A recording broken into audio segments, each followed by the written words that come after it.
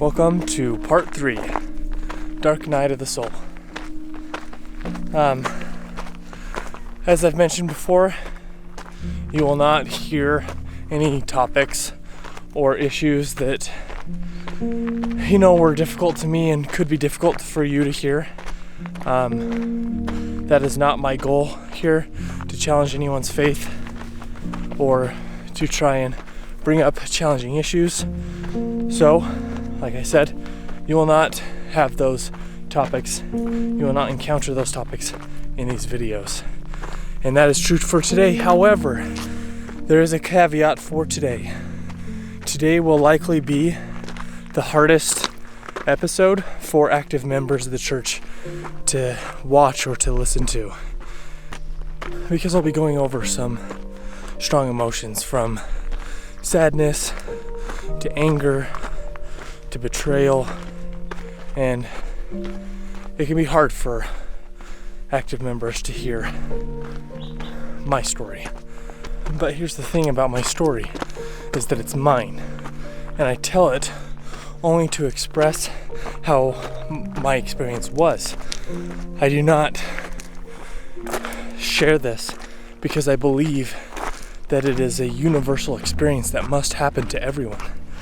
Everyone's going to be different. And so while the story I'm about to tell is true, it is true in the sense that it happened, but it is not true in the sense that it is a universal experience for every member or for everyone that experiences doubt.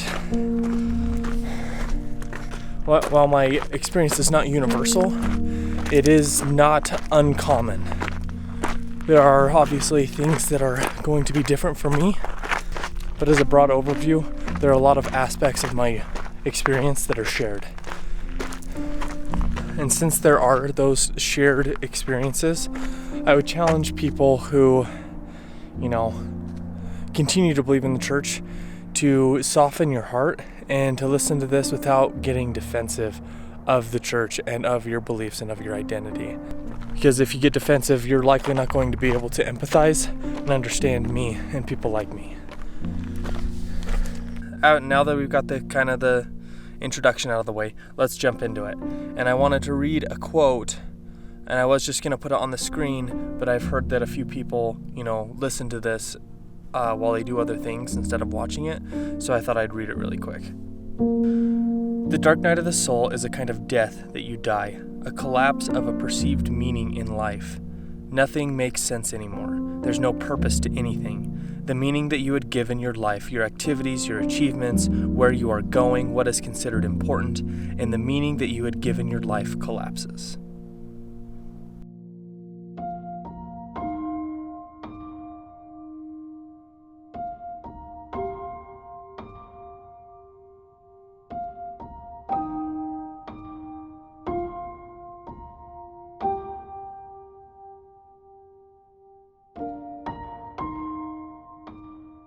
So chronologically today, I'm going to cover the time period roughly between 2016, when my faith crisis began, and 2019. Almost 3 years exactly. I might go a little beyond that, but the vast majority of what I'm going to talk about will be in those 3 years. So for those 3 years, I read everything. I listened to everything. Everything I could get my hands on. I studied everything that I could get my hands on. Everything from conference talks to the Book of Mormon to Mormon Stories podcast to the CES letter to Rough Stone Rolling to the Crucible of Doubt. Like all of these books, and like I said, including the scriptures, including the Book of Mormon, I just devoured everything I could read. Cross-referencing, looking up sources, everything I could do to make sure that I was being thorough. And when I came across questions, I took those questions to friends, family, leaders in my ward, anyone that would listen. And ultimately, I took my questions to God. I prayed so much.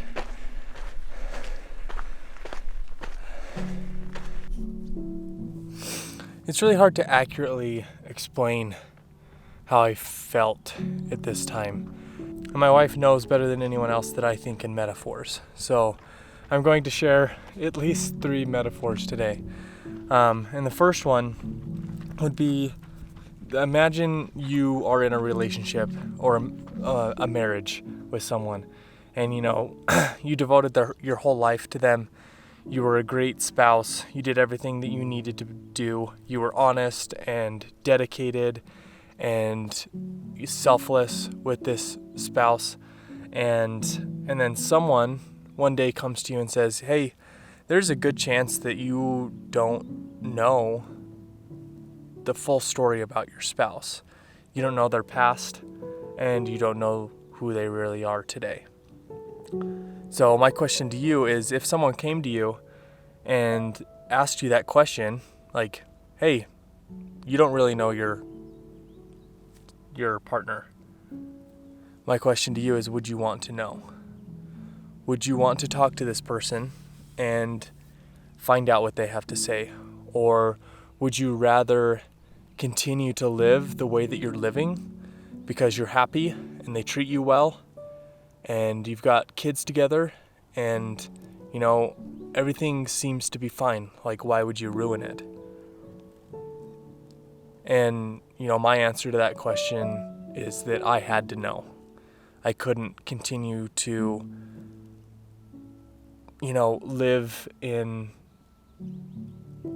a relationship that someone was telling me I didn't really know the person I was with. I had to know. And, that's not everyone, but that was me. But just like all metaphors, this one also falls short, because it's not, I wasn't even married to the church. I didn't have a self, like I mentioned in my last video, I didn't have a self outside of the church. The church was me. It was so intertwined that I couldn't separate, I couldn't divorce. And so,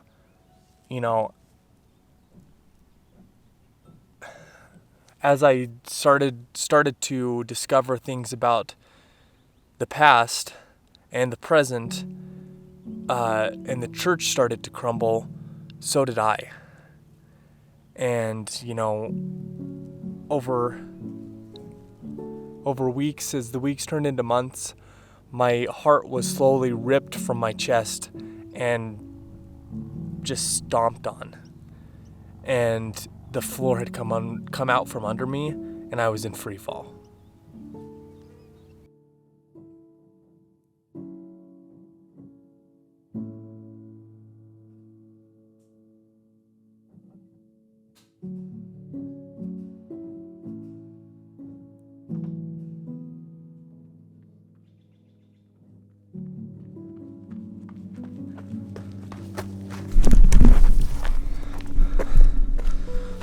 So I feel like I need to quickly answer some comments that I already know are going to be in the video and on Instagram. And they're going to say, all that stuff that you learned doesn't bother me. It wasn't that way for me. Or I already knew all that stuff. You know what? That's great. It's fine. I make room for that. I won't argue with you. But listen, that's not how it was for me. I went to church. Go back to my part 2. I never missed church. I never missed seminary. I spent 3 months in the MTC and 2 years as a full-time missionary. Like, I had every opportunity to learn these things, but I never did. And I'm not going to point fingers, but all I'm going to say is that if that material, if that information was accessible or taught, I would have known. And I didn't know.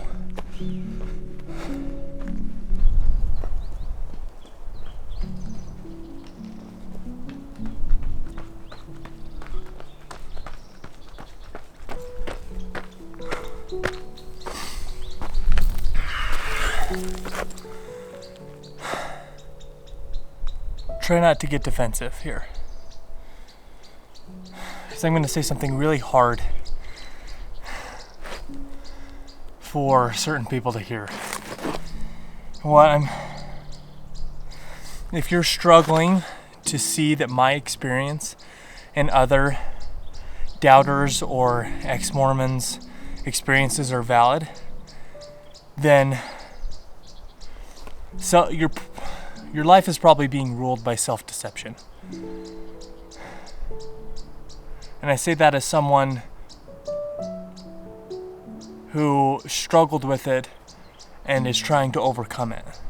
If you're struggling with self-deception like I was, looking inside is basically impossible because it's too scary. It's too much to look inside, and so you protect yourself with walls of dogma, walls of statements that are incontrovertibly true from your perspective.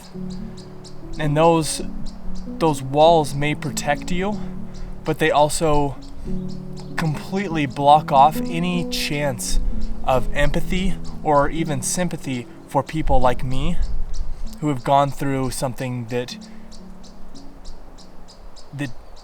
goes contrary to your dogmatic statements, to your dogmatic beliefs. Peter Rollins explained this in a very interesting way, and I feel like it's super applicable to this scenario, but it's kind of hard to follow. So he said that there are things you know that you know. There are things that you know that you don't know. There are things and concepts that you don't know that you don't know. And applicable for this scenario, there are things that you know that you don't want to know that you know. In other words, there are things that are deep inside, either subconscious or suppressed, that you know, that you are unwilling to know that you know. That you suppress because it's uncomfortable, because it makes things difficult.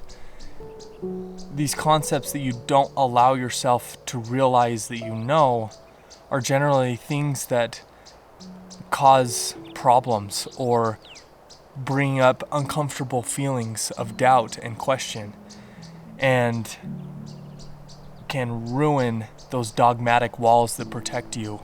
Because those concepts scare us, we suppress them. We keep them far away from our conscious thought because they scare us, because they're problematic to our current worldview. And oftentimes when someone like me shares their story, or you come across information that goes against that dogma, against those deeply held beliefs, you get defensive. And defensiveness is oftentimes not a sign of outlandish lies. You usually get defensive when you are confronted with an uncomfortable truth, with something that is causing you cognitive dissonance. That's when you get defensive. It's not crazy, outrageous lies. It's something that either you know deep down is true and you don't want to know that you know, or it's something that could be true, and that also scares you. So keep that in mind if you're getting defensive around my story or someone else's story. And I'm sorry if that was hard to hear. I just felt like I needed to clear that before I continue down my story.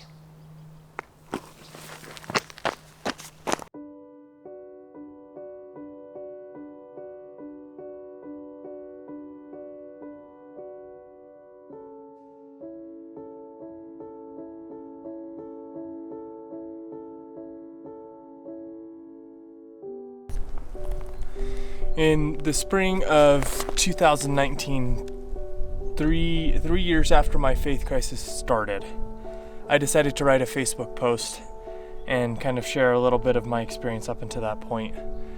And it was a very interesting experience for many reasons, but I wanted to read a section of that post because I feel like it really gives a window into how I was feeling and what I was going through at the time in 2019. Over the past 3 years, I have studied relentlessly. I dove headfirst into what I quickly discovered was a deep, dark hole. There were times that first year where I couldn't even function. I couldn't focus at work, I couldn't sleep. All I wanted to do was study the church. What I was learning was consuming me. I tried my very best to stick to approved materials like the church essays, church-approved books, and other resources on LDS.org. When I branched out into other sources, I vigorously researched the sources of all the information. In other words, I doubted my doubts. I was determined to avoid all the anti-Mormon material, but my world was crumbling. I was depressed, I was defeated, betrayed, and absolutely furious. For those of you who know me, you know that I love running. Running was literally life-saving through all of this. My morning trail runs became therapy. I would listen to religious podcasts, both critical and non-critical of the church on my runs. I also listened to various church-approved books from Deseret Book. I run for about an hour a day, so for the last 3 years, that's over 1,000 hours of learning, just on my runs.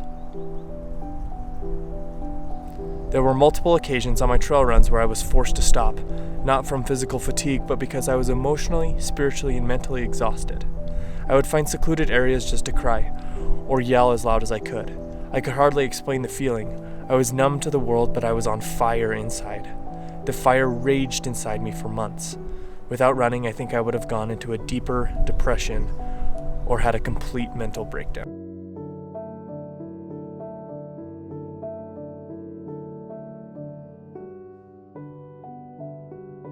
Along with running, writing has become somewhat of a therapy for me. It has really allowed me to process a lot of the emotions and the feelings and everything else through this whole thing.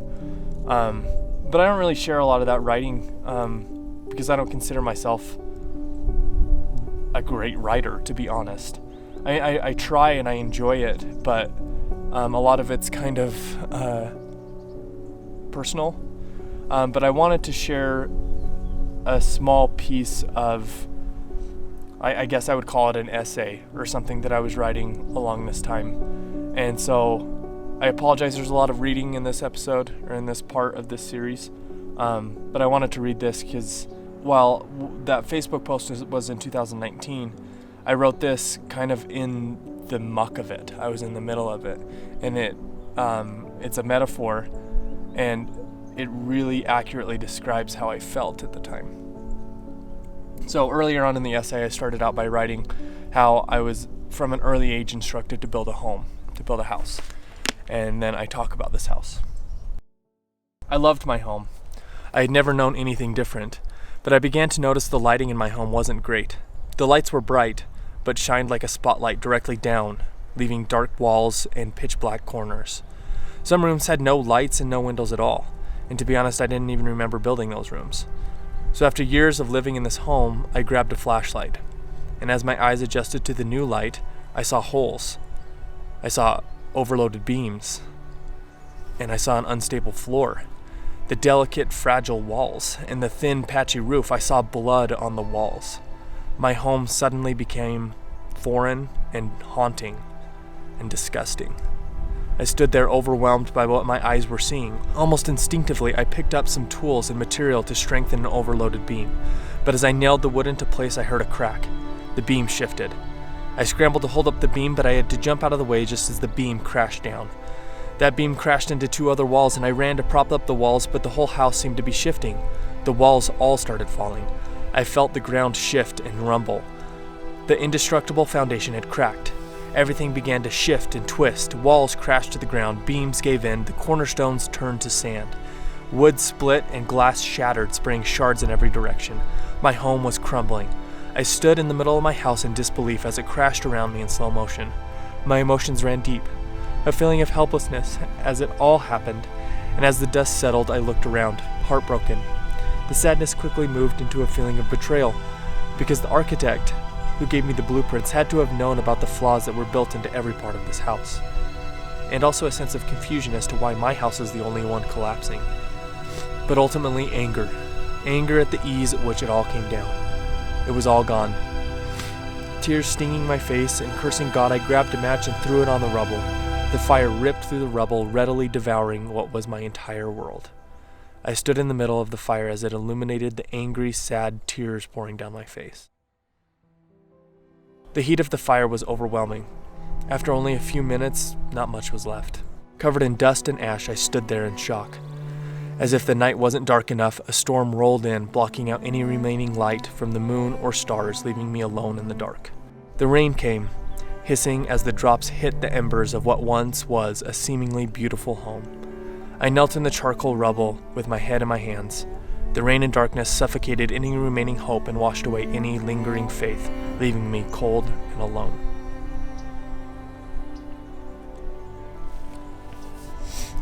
I hope that little story that I kind of made up illustrated how I felt and how truly it was a dark night of the soul. Like nothing was left.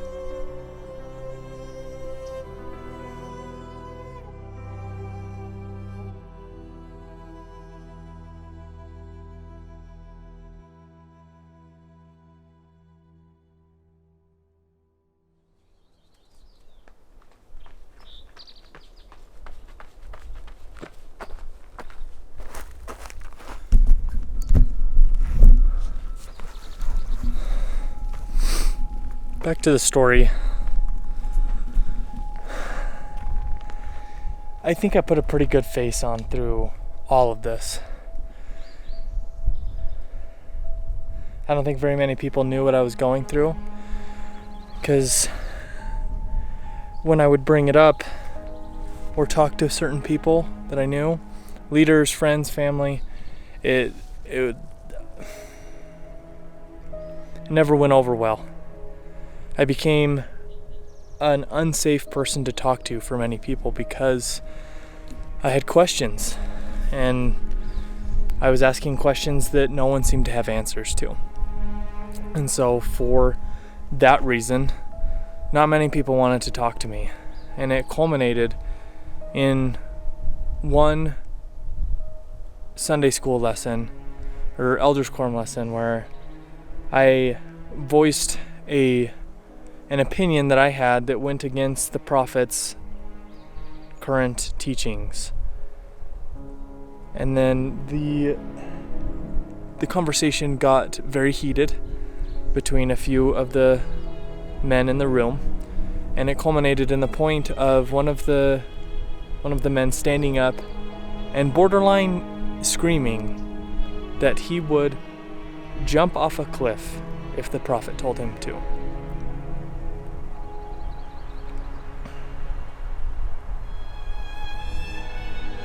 So, given that experience and a few other experiences, I kept a lot of my experiences and questions to myself, because not very many people appreciated someone asking questions or voicing doubt or dissent.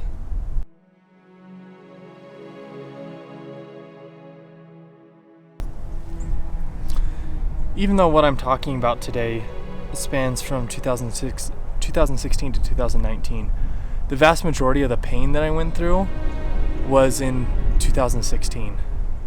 It was very acute at first, and I'll never forget the feeling of lying sleepless in my bed next to my wife in the middle of the night, staring at the ceiling with this vivid feeling of falling into nothingness.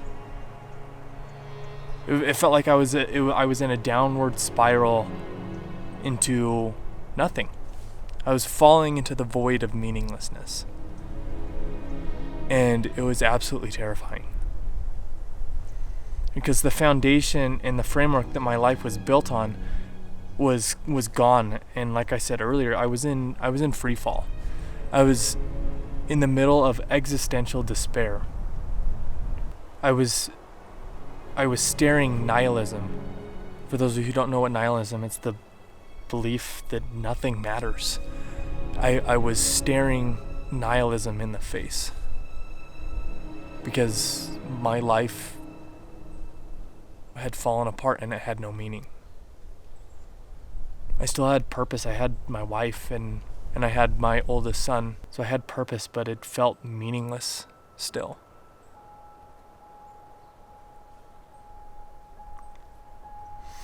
I tried reconciling my faith with things like Pascal's wager, but despite all my efforts to reconcile my faith and save my belief in the church and everything, I was in denial. I was in denial that God was gone. Like a parent who has lost a child and is unwilling to go into their room and face the fact that the child is dead. I was in denial. God was dead. And God had been dead since the beginning weeks of my faith crisis, when I sat down, pouring my heart out to God, with tears streaming down my face, pleading and hearing and feeling and seeing nothing.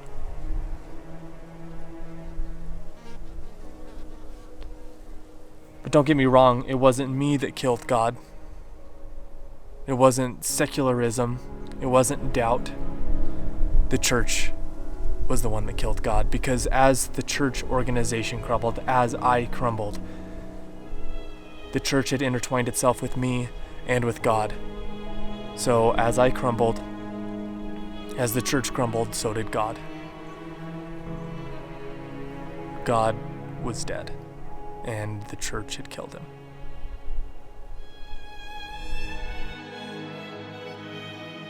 I was left in a life without meaning. I had no identity. There was nothing left in here. And that's why they call it a dark night of the soul. Because I was a shell.